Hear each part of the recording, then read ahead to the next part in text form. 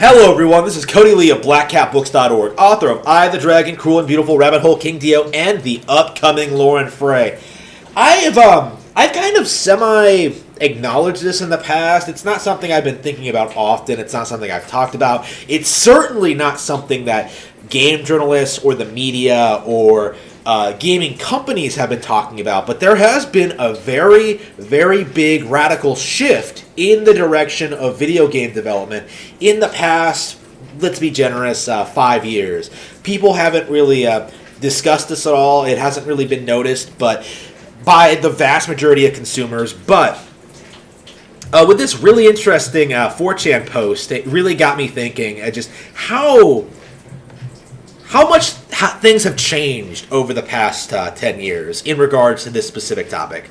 The 10th iteration of the GDC State of the Industry survey looks back at what developers were doing and their opinions compared to developers today, showing some interesting results. PC is the house favorite.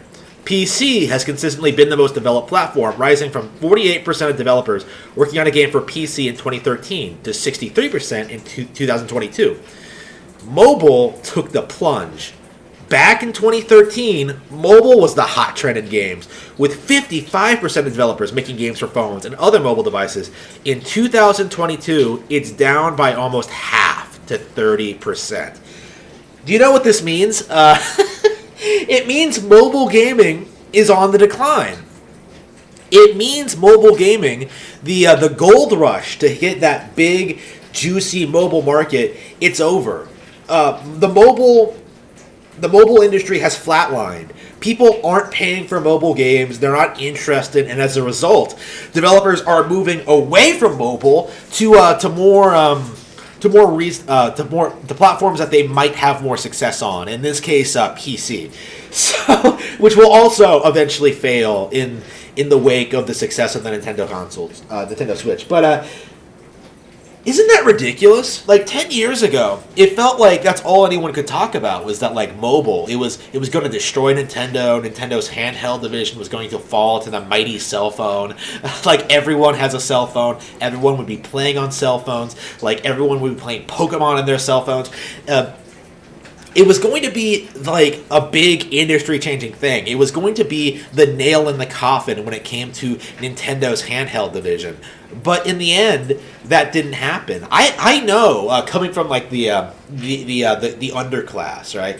I know just how many people had smartphones who refused to pay for games on them. Like it didn't matter if it was like microtransactions or like a small little purchases here and there. Like none of them did it. My mom didn't. The people I worked with didn't. I've never seen anyone in my life willingly pay for a microtransaction in a mobile game.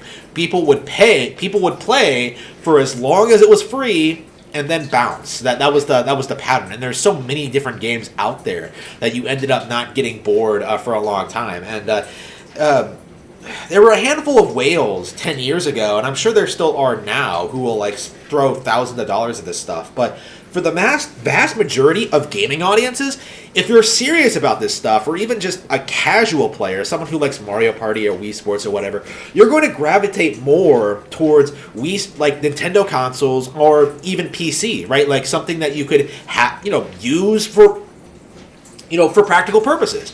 Mobile gaming is just it's tapered out. It's irrelevant. There has been no evolution. There has been no innovation. The only reason mobile gaming took off to begin with was just how just everyone has a phone. That's it. Like it doesn't matter. Like if you've never owned a video game console before or never played one, like suddenly you can play Candy Crush and suddenly you become like this whiz at this. You become really invested in this one game.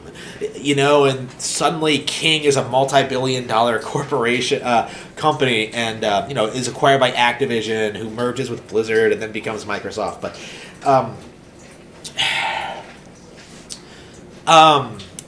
this isn't something people are talking about. That mobile games are becoming less popular. They're becoming less profitable. Developers are focusing on them less to focus on other platforms. It's not something worth talking about because, let's be real here, not a single person is going to miss mobile games. You have people who still miss Sega, who miss classic PlayStation, who miss Super Nintendo, Era Nintendo. Like, you have people like that because those platforms had value, right? They were innovative. They did things. They had a personality. They had a charm. They had an appeal. There fundamentally is no appeal to cell phone games, to mobile. They were completely worthless. They are the very definition of being appealing to the lowest common denominator. Everyone has a phone, and so everyone plays these shitty, terrible mobile games. And now that that's starting to die off, now that people like me are walking around with like Kindles or whatever, fucking like reading books instead of even looking at our phones a lot of times, I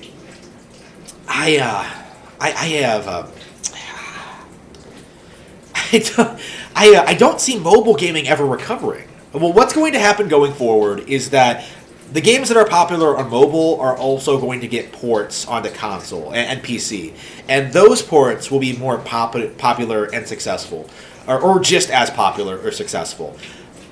And of course, those consoles and PC will have AAA releases. They'll have exclusives. They'll have controllers. Like, those will always be the definitive versions of the games. Phones will never be that. They will never be able to replicate what PC and console does all the time. And I think anyone who's even remotely serious about the hobby understands this. Mobile gaming is dead, and no one is going to miss it.